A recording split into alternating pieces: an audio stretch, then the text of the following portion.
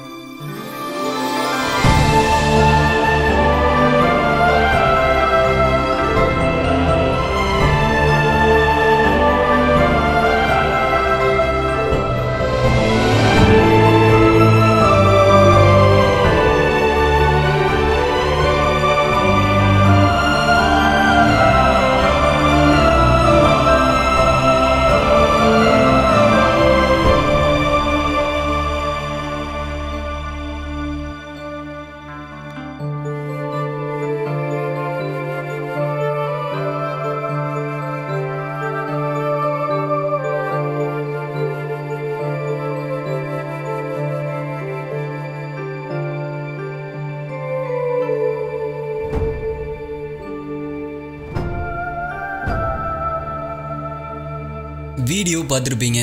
இந்த வீடியோவை நம்மளுடைய சப்ஸ்கிரைபரான சாம் அப்படிங்கிறவர் தான் இன்ஸ்டாகிராமில் எனக்கு ரெக்கமெண்ட் பண்ணார். தேங்க்யூ சாம். ஆக்சுவலாக இந்த வீடியோ 2013 எடுக்கப்பட்ட வீடியோ.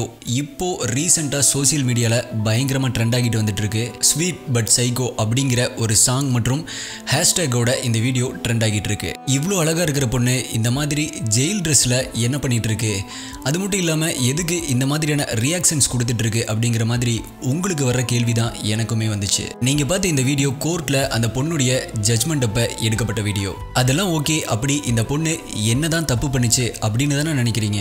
ஆக்சுவலா இந்த பொண்ணு நீங்க நினைச்சு கூட பார்க்க முடியாத அளவுக்கு ஒரு பயங்கரமான கிரைம் பண்ணிட்டு தான் இங்க வந்திருக்காங்க. இன்னொரு முக்கியமான விஷயம், இந்த வீடியோ 2013 எடுக்கப்பட்டது. அப்படி இருக்கும்பொழுது இந்த வீடியோ இப்போ ஏன் சோசியல் மீடியால ட்ரெண்ட் ஆகிட்டு இருக்கு, அது மட்டும் இல்லாம இந்த பொண்ணு அப்படி என்னதான் தப்பு பண்ணாங்க அப்படிங்கறத பத்தி தான் இந்த வீடியோல பார்க்க போறோம். நீங்க பார்த்துட்டு இருக்கிறது டாப் 5 தமிழ். நான் சரவணன். வாங்க இன்னைக்கு வீடியோக்குள்ள போலாம்.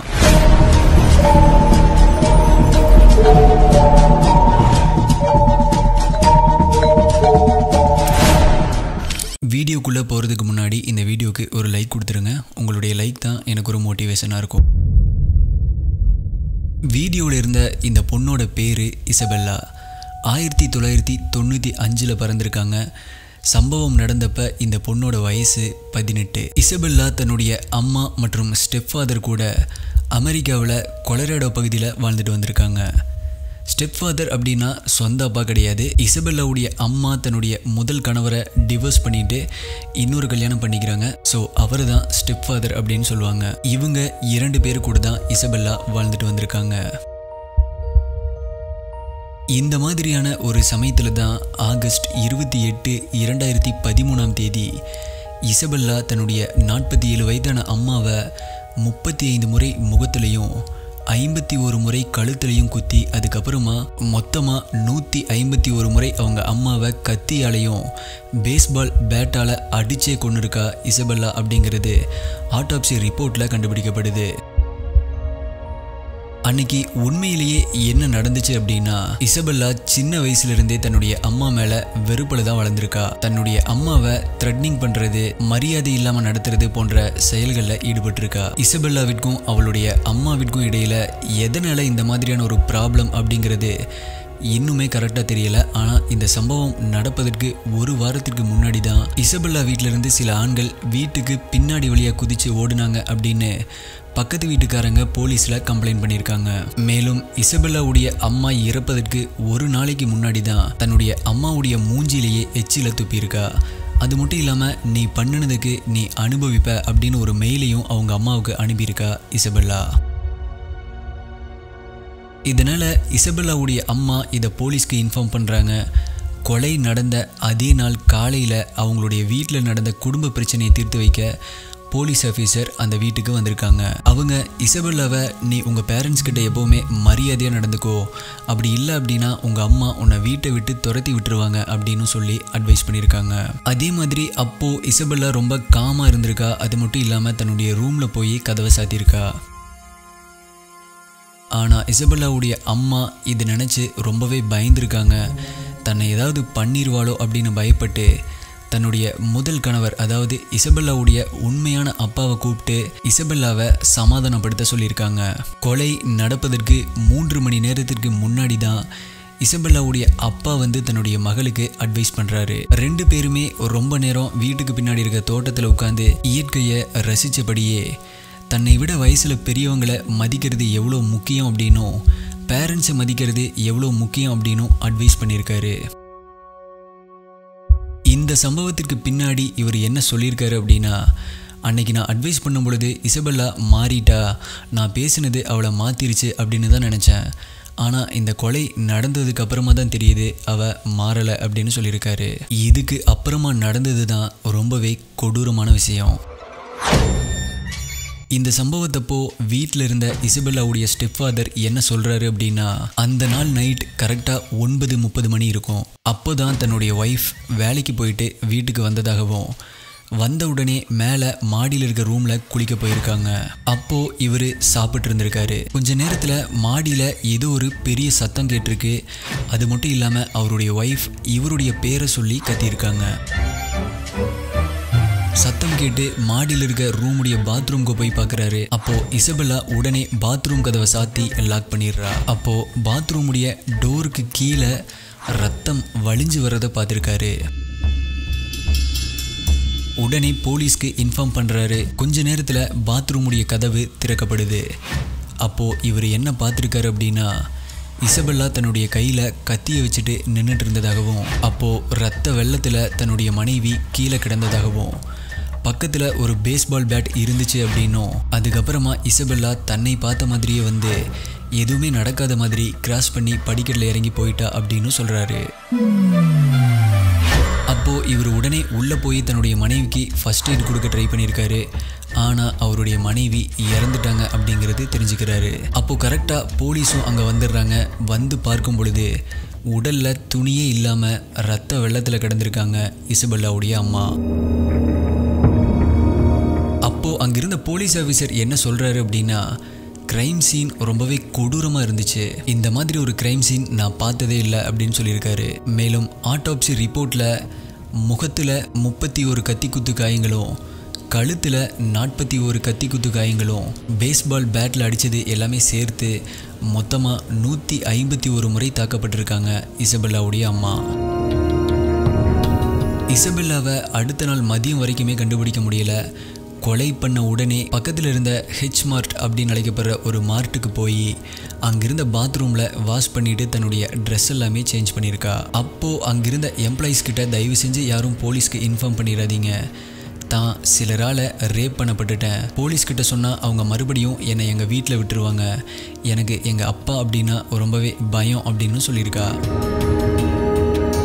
போலீஸ் அதற்கு அடுத்த நாள் அவளை ட்ராக் பண்ணி பிடிக்கும் பொழுது, நான் இசபெல்லா கிடையாது, நீங்கள் தப்பான ஆளை பிடிச்சிட்டீங்க, என்னோட பேர் சமந்தா கொன்சாலஸ் அப்படின்னும் அவளுடைய பேரை மாற்றி சொல்லியிருக்கா.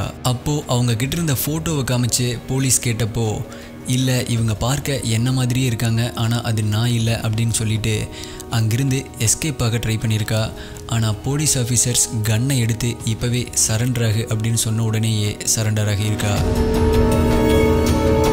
அதுக்கப்புறமா கோர்ட்டில் விசாரணை அப்போ தான் இந்த மாதிரி ஒரு கொடூரமான கொலையை பண்ணிட்டு அங்கிருந்த கோர்ட் கேமராவில் சிரித்த மாதிரியும் பல ரியாக்ஷனை காமிச்சிருக்கா.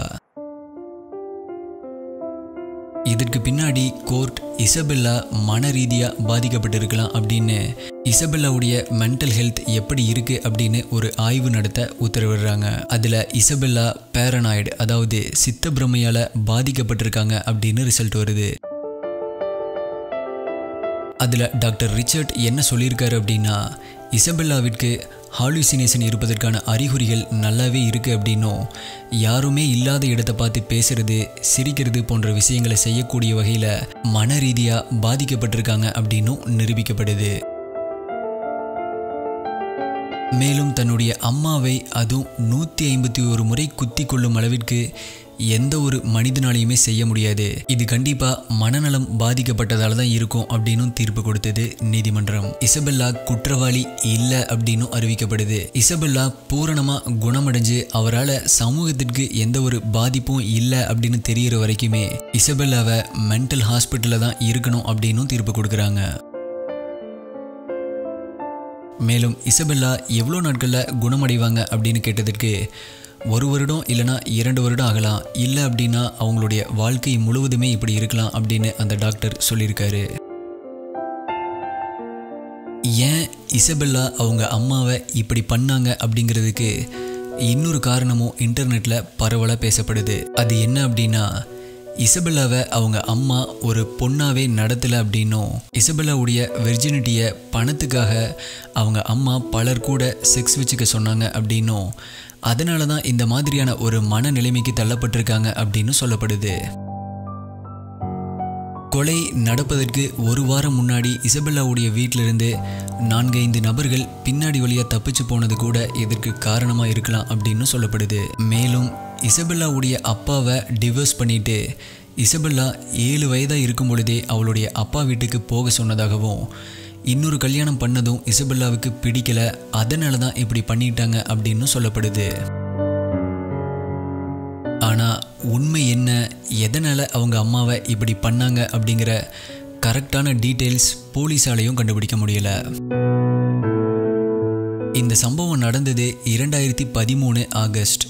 ஆனால் 7 வருடம் கழித்து இந்த வீடியோ இப்போது டிக்டாக் மூலமாக ட்ரெண்ட் ஆகியிருக்கு. நீங்கள் இன்ட்ரோவில் பார்த்த அந்த வீடியோவுடைய டிக்டாக்ல வந்த song version sweet but psycho அப்படிங்கிற ட்ரெண்டிங் வீடியோ நான் டெலிகிராம் குரூப்பில் அப்லோட் பண்ணியிருக்கேன். இங்கே யூடியூப்பில் போட்டால் காப்பிரைட் ப்ராப்ளம் வரும் அப்படின்னு தான் அங்கே போட்டிருக்கேன். ஸோ இப்போது இந்த வீடியோவை பார்த்துட்டு நிறைய பசங்களுக்கு இந்த பொண்ணு மேலே க்ரஷ் வர ஆரம்பிச்சிருக்கு. அந்த அளவுக்கு அந்த சாங்கும் அந்த வீடியோவில் ரியாக்ஷனும் இருக்கும். மறக்காமல் டெலிகிராம் குரூப்பில் ஜாயின் பண்ணி அந்த வீடியோவை செக் பண்ணி பாருங்கள். டெலிகிராம் குரூப்பில் இந்த மாதிரி அன்சால்வ்டு மற்றும் மிஸ்ட்ரி கேசஸ் உடைய க்ரைம் சீன் ஃபோட்டோஸும் நான் அங்கே தான் அப்டேட் பண்ணுவேன். ஆல்சோ யூடியூப்பில் கரெக்டாக நோட்டிஃபிகேஷன் வராதவங்களுக்கும் அங்கே இன்ஸ்டண்ட்டாக அப்டேட் வந்துடும். ஸோ டிஸ்கிரிப்ஷனில் லிங்க் இருக்குது, செக் பண்ணி பாருங்கள். இந்த மாதிரி மிஸ்ட்ரி கேசஸ் இல்லை அன்சால்வ்டு கேசஸ் உங்களுக்கு ரொம்பவே பிடிக்கும் அப்படின்னா இப்போவே சேனலை சப்ஸ்கிரைப் பண்ணிவிட்டு பக்கத்தில் இருக்க பெல் ஐக்கானில் ஆல் அப்படின்னு செட் பண்ணிக்கோங்க. இப்போது இந்த பொண்ணு எங்கே இருக்காங்க, என்ன பண்ணிகிட்டு இருக்காங்க அப்படிங்கிற இன்ஃபர்மேஷன் யார்கிட்டையுமே இல்லை. இதே மாதிரி இன்னொரு வீடியோவில் மீட் பண்ணலாம். நன்றி, பாய்.